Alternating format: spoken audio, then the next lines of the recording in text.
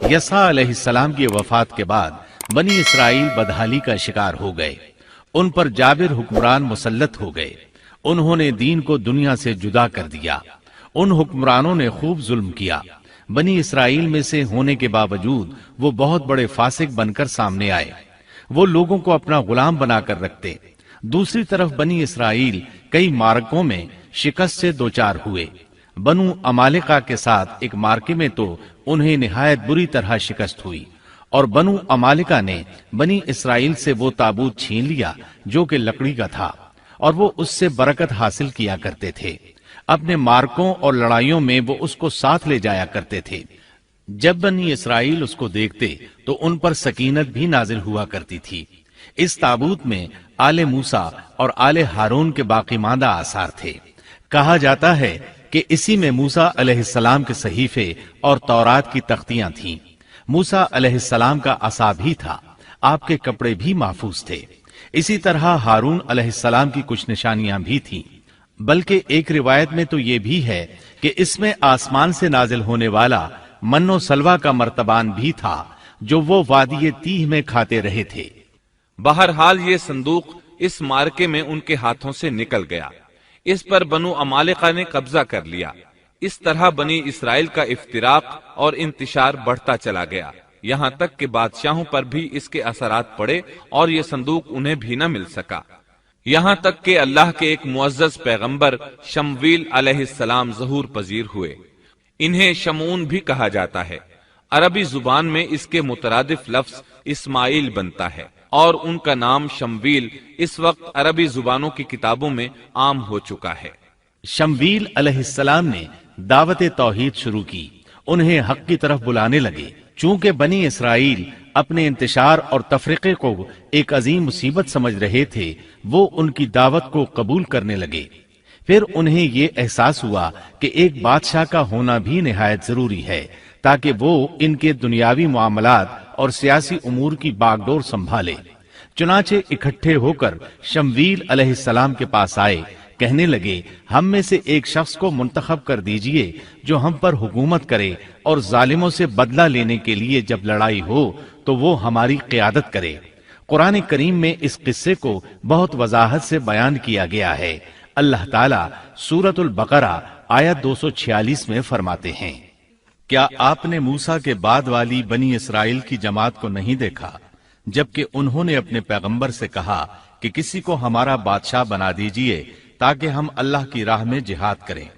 पैगंबर ने कहा, मुमकिन है कि जिहाद फर्ज हो जाने के बाद तुम जिहाद न करो। उन्होंने कहा, भला हम अल्लाह की राह में जिहाद क्यों न करेंगे? हम तो अपने घरों से निकाले गए हैं और बच्चों से दूर कर दिए गए हैं। फिर जब उन पर जिहाद फर्ज हुआ तो सिवाय थोड़े से लोगों के सब फिर गए, और अल्लाह जालिमों को खूब जानता है। अल्लाह ताला फरमा रहे हैं कि ये वाकया मूसा अलैहिस्सलाम के बाद पेश आया, और उलमा इस पर मुत्तफिक हैं कि ये शमवील अलैहिस्सलाम का वाकया है।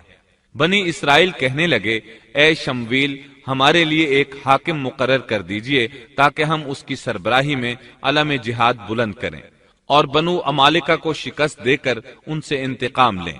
शमवील अलैहिस्सलाम और यूशा अलैहिस्सलाम के दरमियान 460 साल का फासिला है। बनी इसराइल को जिहाद किए एक तवील अरसा गुजर चुका था जबकि वो फतह याब हुए थे। इस वक्त तो वो बुरी तरह शिकस्त खुर्दा थे।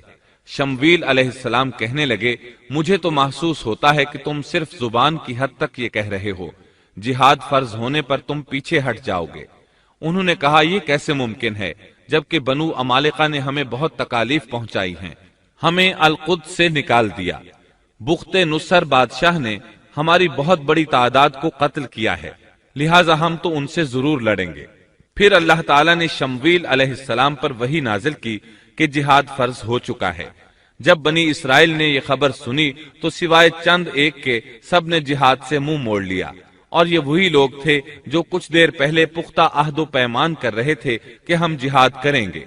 शमवील अलैहिस्सलाम के साथ रहने वालों की तादाद 8000 थी, जबकि पीछे हटने वाले लाखों की तादाद में थे, इसलिए कि जब बनी इसराइल मिस्र से आए थे तो उनकी तादाद 6 लाख थी और इस वक्त तक तादाद बहुत बढ़ चुकी थी। اب جو لوگ جہاد کے لیے تیار ہوئے انہوں نے پوچھا کہ ہماری قیادت کون کرے گا؟ شمویل علیہ السلام نے انہی میں سے ایک شخص طالوت کو منتخب کیا۔ طالوت بن قیش یعقوب علیہ السلام کے بیٹے بنیامین کی نسل سے تھا۔ طالوت سے پہلے بنی اسرائیل کے جتنے بادشاہ تھے تمام کے تمام یہودا بن یعقوب کی نسل سے تھے۔ بنی اسرائیل کو بہت تعجب ہوا، انہیں امید تھی کہ ان کا بادشاہ یہودا کی نسل سے ہوگا، لیکن ہو گیا بنیامین کی نسل سے۔ چنانچہ انہوں نے اسے تسلیم کرنے سے انکار کر دیا اور آگے سے باطل تعویلات کرنے لگے۔ اللہ تعالیٰ سورۃ البقرہ آیت 247 میں فرماتے ہیں، اور ان سے ان کے نبی نے فرمایا کہ اللہ تعالیٰ نے طالوت کو تمہارا بادشاہ بنا دیا ہے، تو وہ کہنے لگے کہ بھلا اس کی ہم پر حکومت کیسے ہو سکتی ہے؟ اس سے تو کہیں زیادہ بادشاہت کے حقدار ہم ہیں، اس کو تو مال میں فراخی بھی نہیں عطا کی گئی ہے۔ نبی نے فرمایا، سنو، اللہ تعالیٰ نے اسی کو تم پر برگزیدہ کیا ہے، اسے علمی اور جسمانی برتری بھی عطا فرمائی ہے۔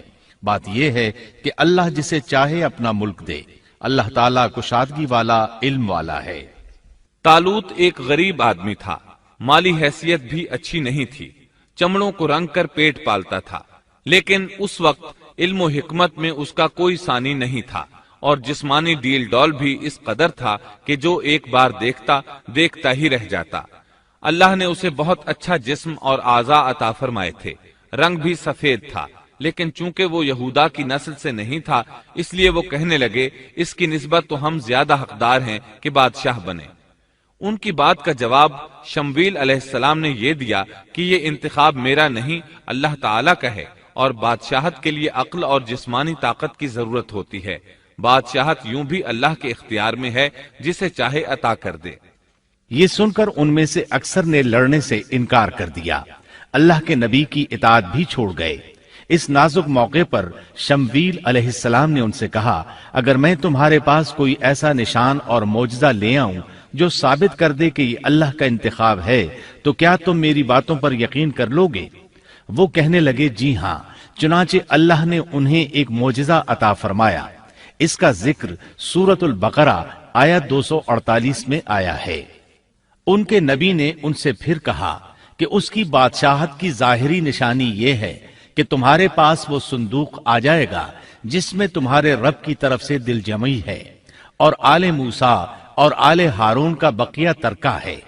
فرشتے اسے اٹھا کر لائیں گے، یقیناً یہ تو تمہارے لیے کھلی دلیل ہے اگر تم ایماندار ہو۔ اس آیت میں اللہ تعالیٰ نے شمویل علیہ السلام کی نبوت اور طالوت کی بادشاہی ثابت کرنے کے لیے نازل ہونے والے معجزے اور علامات کا ذکر کیا ہے، یعنی وہ تابوت جسے بنو عمالقہ نے چھین لیا تھا وہ واپس آ جائے گا اور فرشتے اسے اٹھا کر لائیں گے۔ چنانچہ لوگوں کے دیکھتے ہی دیکھتے اللہ کے فرشتوں نے اس تابوت کو لا کر طالوت کے سامنے پیش کر دیا۔ یہ معجزہ دیکھ کر وہ مطیع ہو گئے۔ اب طالوت ان لشکروں کو لے کر دشمن کی طرف بڑھے۔ اللہ تعالیٰ سورۃ البقرہ آیت 249 میں فرماتے ہیں، جب طالوت لشکروں کو لے کر نکلے تو کہا، سنو، اللہ تمہیں ایک نہر سے آزمانے والا ہے، جس نے اس میں سے پانی پی لیا وہ میرا نہیں، اور جو اسے نہ چکھے گا وہ میرا ہے۔ ہاں، یہ اور بات ہے کہ اپنے ہاتھ سے ایک چلو بھر لے، لیکن سوائے چند کے باقی سب نے پانی پی لیا۔ جب طالوت نے سفر شروع کیا تو راستے میں ایک نہر آ گئی، ادھر لشکر پیاسا تھا۔ اللہ تعالیٰ نے اس کے ذریعے مخلص لوگوں کو الگ کرنے کے لیے ایک امتحان لیا۔ یہ نہر اردن تھی، فلسطین اور اردن کے درمیان رواں دواں تھی بھی وہ دونوں کے قبضے میں۔ آزمائش اور امتحان کے لیے حکم یہ ہوا کہ باوجود سخت پیاس کے پانی کو استعمال نہ کرنا، صرف ایک چلو بھر کر پینے کی اجازت تھی، اور جو شخص سیر ہو کر پیے گا وہ آپ کے ساتھ نہیں جا سکے گا۔ جب وہ گزرنے لگے تو چند ایک نے ایک چلو پانی لیا، باقی سب نے زیادہ پانی پی لیا اور اس آزمائش میں ناکام ہو گئے۔ کامیاب ہونے والوں کی تعداد صرف اور صرف 313 تھی۔ صحیح بخاری میں سیدنا برا بن عازب رضی اللہ عنہ سے روایت ہے کہ ہم اصحاب محمد صلی اللہ علیہ وسلم آپس میں یہ باتیں کیا کرتے تھے کہ غزوہ بدر میں شریک ہونے والوں کی تعداد طالوت کے ساتھیوں کے برابر تھی۔ اللہ تعالیٰ سورۃ البقرہ آیت 249 میں فرماتے ہیں، طالوت مومنوں کے ساتھ جب نہر سے گزر گئے تو وہ لوگ کہنے لگے، آج تو ہم میں طاقت نہیں کہ جالوت اور اس کے لشکروں سے لڑیں۔ لیکن اللہ سے ملاقات پر یقین رکھنے والوں نے کہا، بسا اوقات تھوڑی سی جماعتیں بڑی اور بہت سی جماعتوں پر اللہ کے حکم سے غلبہ پا لیتی ہیں، اور اللہ تعالیٰ صبر کرنے والوں کے ساتھ ہے۔ جالوت کا لشکر بہت بڑا تھا، جبکہ طالوت کے ساتھ صرف 313 آدمی تھے۔ یہ صورتحال دیکھ کر بنی اسرائیل گھبرا گئے، بولے ہم تو تعداد میں بہت تھوڑے اور نہایت کمزور ہیں، کس طرح ان سے جہاد کر سکتے ہیں؟ لیکن ان میں سے کچھ لوگ نہایت پارسا اور اللہ پر یقین رکھنے والے تھے۔ یہ اور شمویل علیہ السلام دوسروں کا حوصلہ بڑھانے لگے، آخر وہ لڑائی پر تیار ہو گئے، مقابلہ ہوا۔ اور جب ان کا جالوت سے اور اس کے لشکر سے مقابلہ ہوا تو انہوں نے دعا مانگی کہ اے پروردگار، ہمیں صبر دے، ثابت قدمی دے اور کفار کے مقابلے میں ہماری مدد فرما۔ مقابلہ شروع ہوا۔ جالوت اپنے لشکر سے نکلا اور مقابلے کے لیے للکارا۔ یہ بہت طاقتور تھا، اس کا پورا بدن اسلحے سے لیس تھا۔ مسلمان اسے دیکھ کر ڈر گئے۔ طالوت نے اپنے ساتھیوں سے کہا، کون اس کے مقابلے میں نکلے گا؟ سب خاموش رہے۔ اس کے لشکر سے ایک نوجوان نکلا، یہ داؤد علیہ السلام تھے۔ اس وقت یہ صرف 16 سال کے تھے۔ یہ رسی میں پتھر باندھ کر اس کو گھما کر پھینکنے کے ماہر تھے۔ نشانہ زبردست تھا، پتھر بہت تیزی سے جاتا تھا، اس کی ضرب بہت شدید ہوتی تھی۔ جالوت نے انہیں دیکھ کر مذاق اڑایا۔ اس نے کہا، نوجوان تم ابھی بچے ہو، واپس جاؤ، میرے مقابلے میں کسی بڑے کو بھیجو۔ داؤد علیہ السلام نے اپنی رسی کو گھمایا، اس میں بندھے ہوئے 3 پتھر خاص انداز سے پھینک دیے۔ تینوں گولی کی رفتار سے آئے اور اس کے ماتھے پر لگے۔